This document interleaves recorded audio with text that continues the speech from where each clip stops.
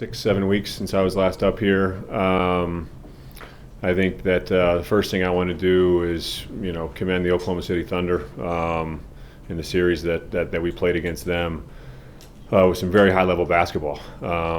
And I think that they've put together a heck of a squad. Clay, Sam, Mark run a heck of an organization. So they're going to be a force to be reckoned with both now and in the future for sure. Since I was last up here, like I said, a lot has transpired.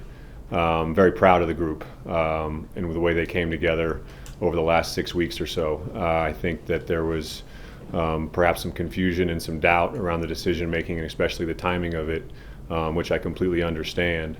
But I am very proud of the way the group came together in some very difficult circumstances. And I am proud to say I thought we squeezed a little more out of the season than the direction that we were headed 6 weeks ago.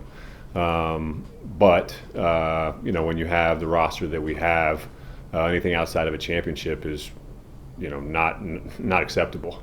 And we're going to get to work on addressing the issues that we think that we're facing as a squad, as a team, as an organization. I think that some of those, the issues that we're facing need to be examined very, very carefully, thought through very, very extensively. But I also think some of them don't need to be overthought. It's a very difficult balance that I've kind of come to in my own mind, which says, don't overthink it, but don't underthink it.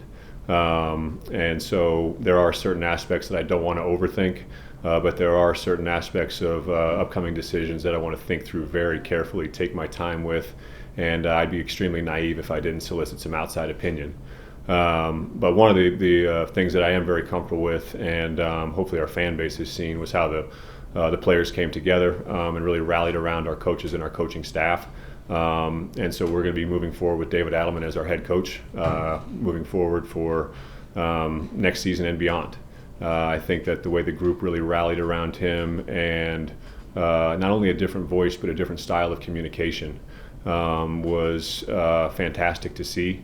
And so we're really excited about him, both what he's shown over the last 6 weeks and then having a full summer, a full training camp, and a full year to get things under his belt before we go back at it again this time next year. Like I said, on the front office stuff, I want to take my time a little bit more. Ben Tenzer's done an unbelievable job over the last 6 weeks getting things reorganized to a place along with the rest of our staff. But Ben's been with us for a very long time. I want to solicit his opinion. Tommy Balchitis is in our front office. I want to solicit his opinion because these guys have seen the ups and downs through thick and thin over the last 10 plus years. And then I'm also going to be soliciting some outside opinion. So there's going to be an extensive process from a front office standpoint. But a lot of our roster is locked in from a contractual standpoint.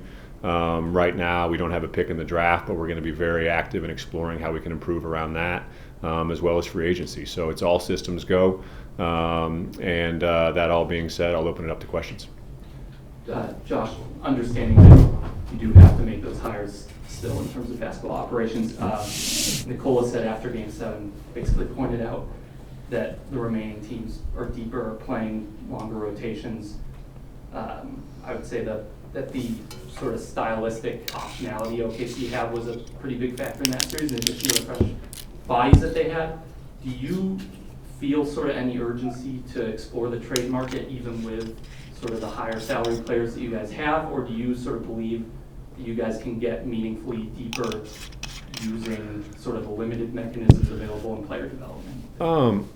That's a great question, multifaceted, and I hope I don't dumb down the answer too much, but I'll say there's an urgency to improve the team and the organization everywhere, whether that's via trade, via draft. Right now, I think that having a cohesive organization from coaching staff to front office is our main goal. I think that first of all, I heard Jokic's comments loud and clear. I think that I was thinking that before those words came out of his mouth. Just in how the playoffs have, if you're watching the games, you can see yourself, as well as watching our games, you can see where we leaned on a lot of guys for a lot of minutes in big time moments, and that has a cumulative effect that, when you're playing 7-game series, that can wear you down.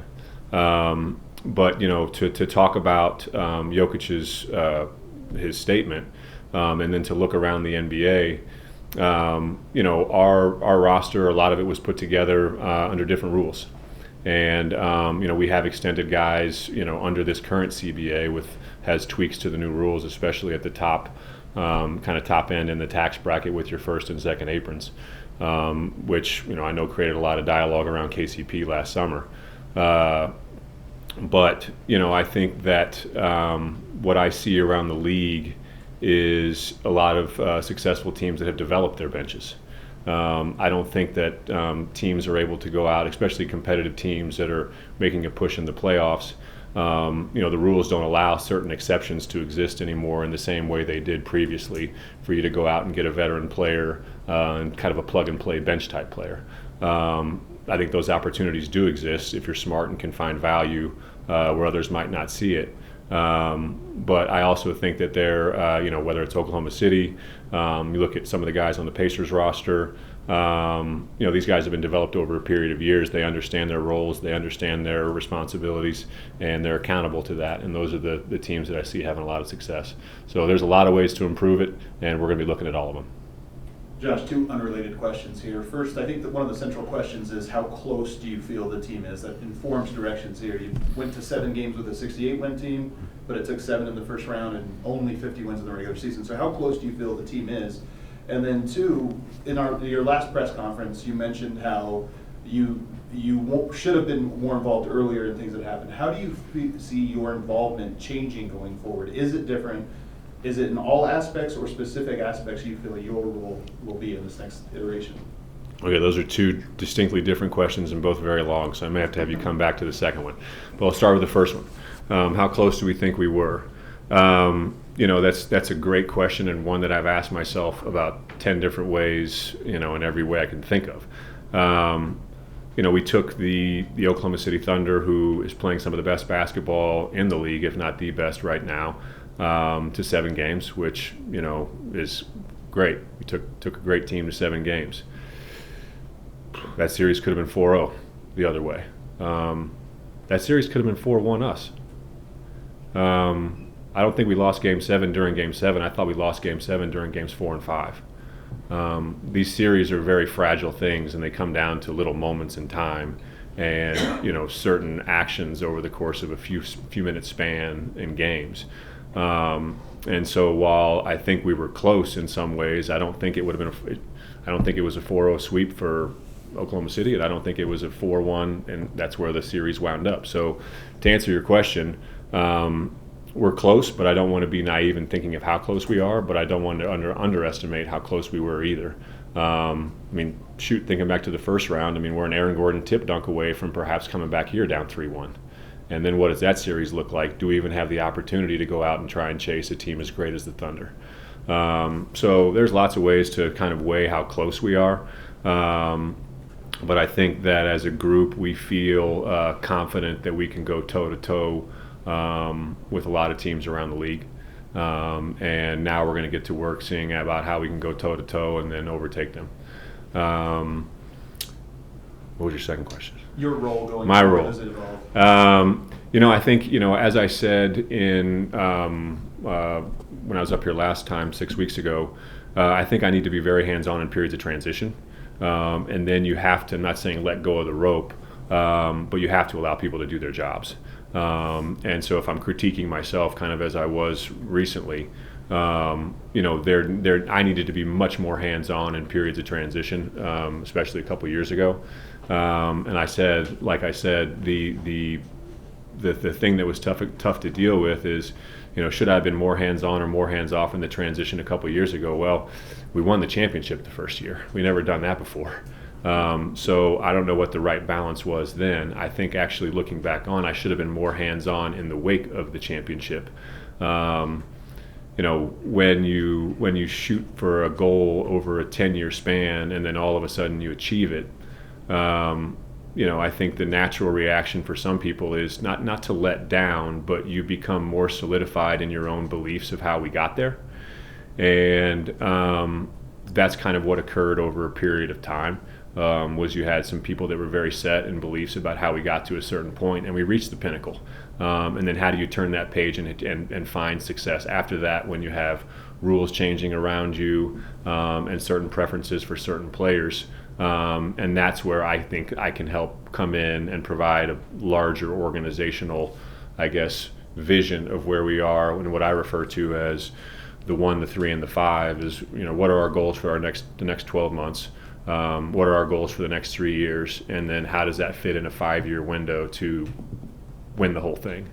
The Nuggets 1, 3, and the 5 has been thrown out the window for quite some time because we've been in a 1 year, like we're going for it. The first time we started to talk about that around these walls, I think you kind of get smiles and we're real champion. Are they really going to go for it? But I think our championship window really opened in 2021.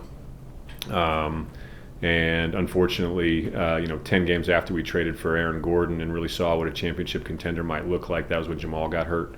And so you deal with things, and I deal with the reality that does require a different perspective than, Coach Helman trying to win the next game, or our GM trying to win the next game, but balance winning the next game with having a competitive roster over the next 12 months to 2 years.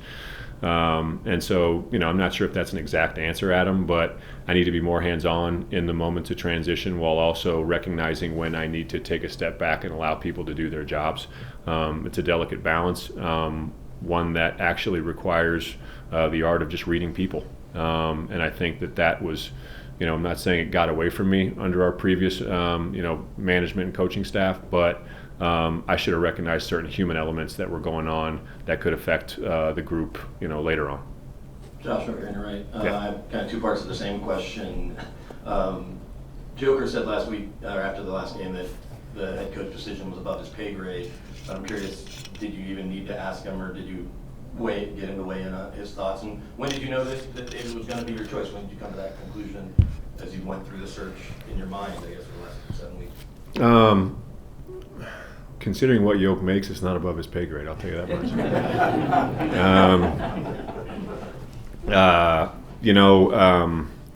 Part of the thinking of making a change when we made it was to give David a chance. I've known DA since he arrived here in 2017 or 2018, and he's been on our staff. He's grown with the group.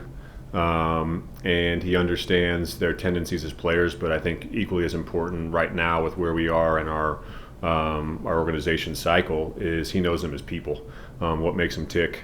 And I think, bringing in somebody from the outside, while I was very open-minded to it initially, I saw the cohesiveness of the relationships on the human side. And I think that's a big factor in where we're heading with this group now and getting the most out of them.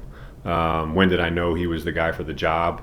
I'm not sure there was a sharp moment in time, but DA is I'm not sure what his exact, maybe he was our associate head coach, I'm not 100% certain, but he's been our lead assistant for a number of years. He's been on the radar for the rest of the league for a number of years as a potential head coach, and as he stepped into that role, I knew that he was probably more ready than people probably thought. But to say, David went above and beyond where I thought that he would be. I knew he'd be a great communicator in some of the ways that we needed a different message hitting some of the players in the locker room. But, before and after games, not to generalize too much, but interacting with the media before and after, I appreciated how candid he was in his ability to communicate, because I think that is a key element of today's world and professional sports in general. And I thought that he's able to thread the needle between challenging people with direct communication while also encouraging them almost at the same time. And accountability was a key message of our last 6 weeks, and for sure I think that was a key thing that he kept at the front of his mind as he was trying to battle some of the best coaching staffs and teams in the league. Was just holding guys accountable. And that seems like a simple principle, but stepping into that on the fly was very difficult, and I thought that he did that admirably. Josh, because of the standards you've created and you won a championship, anytime this team now doesn't win a championship, it's considered that another year, a prime year of Jokic has been wasted. How does that land with you as you're trying to weigh the urgency of winning year to year and that vision? Absolutely. And you talk about the bench maybe not being able to get a veteran. How does Coach Adelman figure into that, the draft and development piece, if that's going to be a big part of creating depth that's clearly necessary?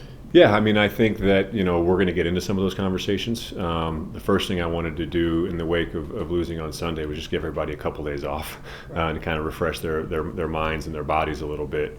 But yeah, I mean, I think that, organizationally, DA is going to have a lot of thought in those type of moments, conversations, decisions, and how it plays out. Because, what I say and what I learned from some very smart men a long time ago around professional sports is like, the head coach's job is to win the next game. And, there's organizational context about building towards something greater, but when it really boils down to it, the head coach's job is to win the next game, and that's where it becomes difficult. Balancing the development of a younger player, giving him minutes, letting him play through mistakes with winning. And that's a very difficult thing that, I think every coach struggles with, and it's something that DA, myself, and our front office are really going to have to put our heads together about, because letting guys play through mistakes is a big part of development, and that doesn't necessarily match up with trying to contend every night. So how do we strike that balance to achieve our maximum ability come mid-April? I think that's the main goal of the organization is how do we strike the balance between developing players, winning games, getting where we need to be come next April to be hitting on all cylinders with a rotation of perhaps 8-9 guys that can really give us minutes and know their roles and hold them accountable in that. Is it fair when people say that it wastes a year of Jokic's prime when you don't win a championship? I mean, whether it's fair or not, it doesn't matter to me, because if that guy's on your roster, you have a chance to win it, and you should be going for it. And so, we've been saying that for a long time, even before he won his first MVP. But I think now it's unavoidable how good he is. And do I feel any sort of weight, or however you worded that? I feel more weight than anybody because, one, I want to do right by Nikola Jokic, the Hall of Fame basketball player, but Nikola Jokic, the person, is spectacular, as I think most people in this room probably know. And on a personal level, as a group, there's no one that we want to do right by more than that guy. And as long as we're all on the same page, which we are, we're going to keep plugging away together. Yeah.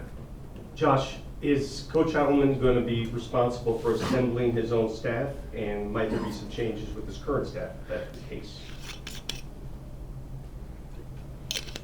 Yes. DA is absolutely going to be given the ability to pick his own staff. One of the reasons why we wanted to make the decision now and move forward with him as our coach was to give him the ability to build the staff that he really wanted. That's on one side of it, and then also to allow direct communication in as short of amount of time as possible for the people that we may not want to keep. I think that going back to one of my things that I said in my opening statements is not to overthink it or underthink it, but I think that we need to reinvent ourselves in a way, but not reinvent the wheel. If that makes sense. So giving DA the opportunity to get some fresh faces, really get the people around him to support him in the areas that he thinks he needs is going to be vital for our group going forward, for sure. Josh, you mentioned organizational cohesion and alignment. As you look for your next general manager, I'm curious what else you're looking for in that hire, and how or if you feel it's important to get a fresh set of eyes on the state of the organization. There are a lot of different traits that go into different general managers, presidents of basketball, however you want to refer to them.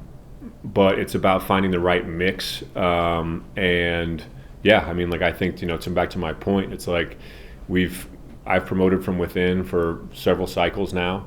Am I going to do that again? I'm not 100% sure, but I know we have some very capable people in this organization, and they've made me rethink a few things that I've already been thinking myself, which is great. I don't want an organization where everybody agrees. I want everyone to challenge people, and then when the door opens and we move out, we're all moving in unison. But like I said, I would be naive if I didn't think about soliciting opinions, outside these walls, whether that's from some of my own basketball contacts or hiring a firm that perhaps might be able to, give me a list of some of the brightest upcoming minds in the league. But I got a lot of great relationships around basketball. I'm going to be leaning on them heavily. I've already had a lot of people reaching out. I think that, the way that our players responded over the last, 6-7 weeks or so, really told the world that, the Nuggets job, whether it's coaching or front office, is a really special one, and especially with where we are right now. So, the pressure, back to, the question about the pressure of, a team with Jokic or trying to win the title, we embrace it. 10 years ago, we would have been killing to be in this position, and this was our goal, to be in this position, to be having this type of pressure year in, year out. And so, to be here and finally feel it it's a lot, but it's energizing, and it's right where we want to be. Josh in the back, way back with the camera. Yeah. Sorry. What was the conversation like with David when you told him that he was going to get the job, and what was the reaction from players if you told them in person that he was There was as you start to have these conversations, it's impossible to kind of keep them in-house. And as I was walking in, I was alerted that it's kind of starting to break. But we sent out, as I was kind of coming in, I would have preferred to have been able to just talk to you guys about it. But the players are all receiving messages now. Some of them are in town, some of them have already scattered.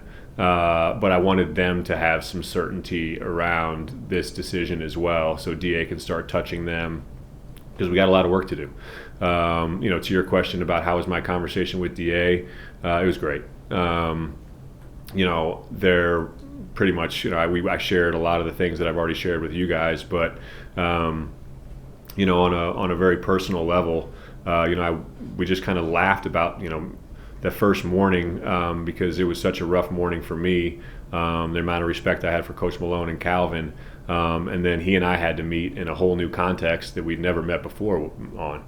And we both kind of looked at each other across the table, and we just kind of smiled and said, well, here we go. And we kind of had another moment like that whenever I just said, look, man, I've thought long and hard about this. I said some of the things that I said with this room about, overthinking and underthinking. But I said, look, man, I was like, there's one thing that I sure as heck I'm not going to overthink. It's the incredible job that you just did with this group. And we had, a good exchange after that I'll keep privately. But DA, in his response, he told me that, he's more than ready for the job. That's for sure. Hi, Josh. Everyone's excited and hungry for another championship. As you're looking for another GM, what do you say to fans who are concerned that this period has been a period of instability, and what do you say to them who are concerned about this transition and want to see progress? I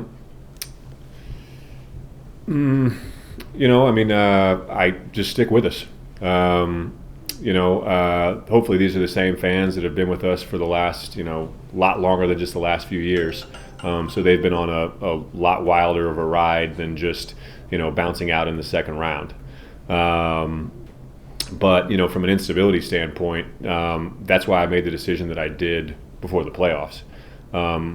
I think the real instability would be if I just hid behind the curtain and allowed the plane to continue to go where it was heading, and probably I think that plane would have landed in the play-in and probably gone right out then. So I made that decision because I thought there was more in that group.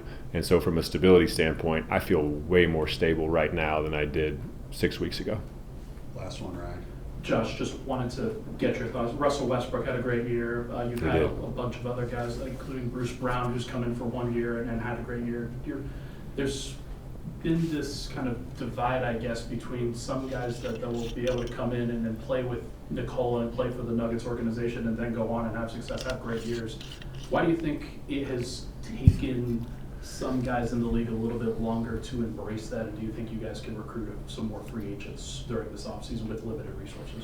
No, I think it's definitely a big part of our pitch, and it has been for a few years. It's not like we broadcast that out, but yeah, in a nutshell, if you're a certain type of player with a certain type of skill set, I think, if you come play next to Yoke, you're going to look pretty good. And that pretty good might result in you getting paid pretty high. And so there have been a few of those. And it's part of our pitch, and it's also going to be part of our pitch to some of our young guys with certain roles as they're growing and developing. Playing next to that guy is a privilege, but we also have wonderful players throughout our roster, and I'm going to be challenging them, as a whole and individually this summer, because we have, from what I saw, the last couple of weeks, those guys should be hungrier than ever, because they should see it right in front of their face how close we can come if we're all moving in unison and playing our game. Yeah, I'm not sure if that actually answers your question at all. And if not, please follow up. But I think that we're looking at everything right now, and it's exciting for me for sure. Yeah. Thank you, Josh. Go ahead. Thanks, No, just the idea that I guess that you have such limited resources heading into an off season like this one, and just you have to hit on everything. Or just, No, I think to answer your question maybe a little more pointed, I think a lot of our answers are internal right now. Yeah. With where we are from a roster standpoint, we have guys locked into contracts. We're going into a coaching transition, and to be frank, that's a huge change. Huge change. I know that we've already had DA as our coach for 6 weeks or so, but he didn't really get a chance to really implement any of his own ideas because of the time frame and the time crunch with the playoffs fast approaching. DA's philosophy, how he might use these guys slightly differently. There's going to be a lot of big changes throughout our organization already, and I think that these players are already going to be excited about what they experienced the last few weeks, and what that might hold for them individually going forward. Thank you, Josh. Thank you. Thank you, Josh.